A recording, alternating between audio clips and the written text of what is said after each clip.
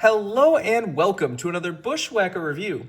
Today we are going to be taking a look at Ross Chastain's Busch Light for the Love of Texas Chevy from 2025.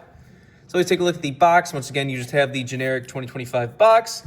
Got Lano Racing 21 Plus, NASCAR Cup Series 2025. Got to render the car right there, standard finish, Ross Chastain 2025. Made total 504 of these things. NASCAR Cup Series, got the same stuff on the back of the box. Register your car at Lionel Garage, and you of course have your copyright and such on the bottom of the box. Here is the car itself. This car of course ran at Texas at COTA, Circuit of the Americas. And Ross took those bullhorns on the nose as a challenge, and he pissed a lot of people off in this car immediately in the race on lap 1, turn 1. He dove it in there like under a bunch of people. He spun out Chase Elliott. He took out a few other cars. He damaged Connor Zilisch in his Cup debut.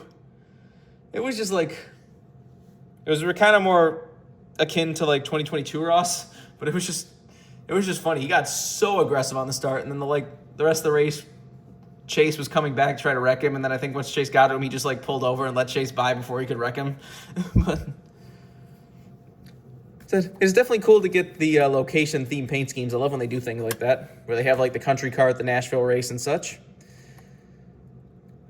I wish they would do one for Watkins Glen. Like every year Watkins Glen just has the primary blue car. Like even the Apple car barely seems to run at Watkins Glen, even though that would be like perfect, but I don't know. This is definitely a very nice, clean red, white, and blue paint scheme. Anyways, let's get down to sponsors. On the hood, you have Busch Light.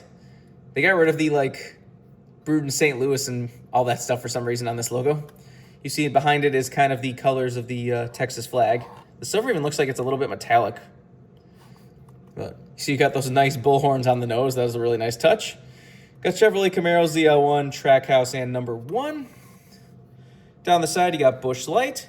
Got Moose and Kubota back there. Got Jockey in front of the rear wheel. This one does also have the Trackhouse fuel port thing with Trackhouse and Busch Light around the fuel. Like I said in the Kubota video, I'm glad they're finally doing that. Because I said it was looking a little weird in the beginning of the year when those Clash cars didn't have it, but then they put it on the Red Bull cars, they put it on this, they put it on the Kubota.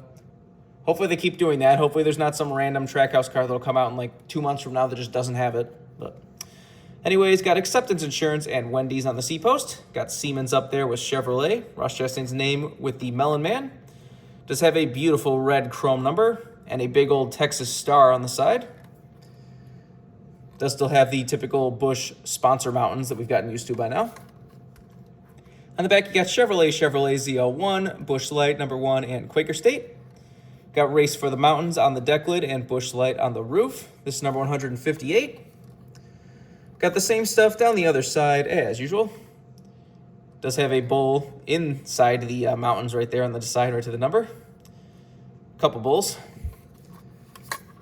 Is it the same on both sides? Yep, same bulls on both sides.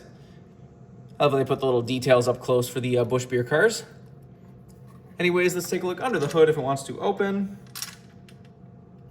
Please, there we go. I don't know why these hoods are so stuck lately. Got Chevrolet under there. There's the engine detail if you want to see that. No deck lid. The roof flaps, of course, do open. And there's the inner side of the car if you want to see that. Once again, there's not a whole lot to talk about the car like this. Just another beautiful special Busch paint scheme. Which we're not getting all of them this year for some reason in diecast form. I'm not really sure what's going on. They offered his... maybe it's because it was during the throwback race. It wasn't a throwback, but he had the Busch fishing car at Darlington in the spring. And it DNP'd. They didn't even offer his Busch plaid car from Bristol in the spring, even though it was in one of those Lionel Racing coming soon posts during the hiatus. How did you have it all set to get released, and then just once you could release stuff again, you were just like, nah. So, maybe it's just because it was the same car as last year. I don't know, but there were still some changes to it, though. I would have bought it again. I don't really care, but whatever. Then he also ran a special fan vote car at the All-Star race in North Wilkesboro. It was you could piece together, you could pick a design for the hood, a design for the side, a design for the roof kind of thing. It led to this weird mostly white and blue car with the bright neon hunting orange on the beginning of top of the hood and the roof. I would have liked that, but didn't even offer it. Since then, they've seemed to offer everything. Like, they offered the Apple car, they offered the Lime car, they offered the Country car, he actually, in the fall, in the Southern 500, he actually ran like an actual throwback to another retro can. That car looked incredible. As of recording this video, we still haven't seen this year's hunting car that I assume he's going to have. Usually at Talladega, unless maybe because Talladega's later, maybe it'll be somewhere else. I don't know, but I assume we're still going to get at least one hunting car before the end of the year, but just have to wait and see on that. This is still a nice paint scheme. This was early in the year. This was basically the first special Busch paint scheme of the year, I think. So, good to get it. This is a brand new release. You can get it right now. I don't think this car is going to get very rare. There's so many of these Busch cars that said there's going to be like a few that'll get rare and then a few that'll lay around, and it'll be impossible to guess. But remember, for other diecast needs, you can go to circlebdiecast.com, and if you use the code BWhack, you can get $5 off shipping on any order over $30. So go check it out if you want anything. But I think that's all there is to say. This has been a review of Ross Chastain's Busch Light for the Love of Texas Chevy from 2025.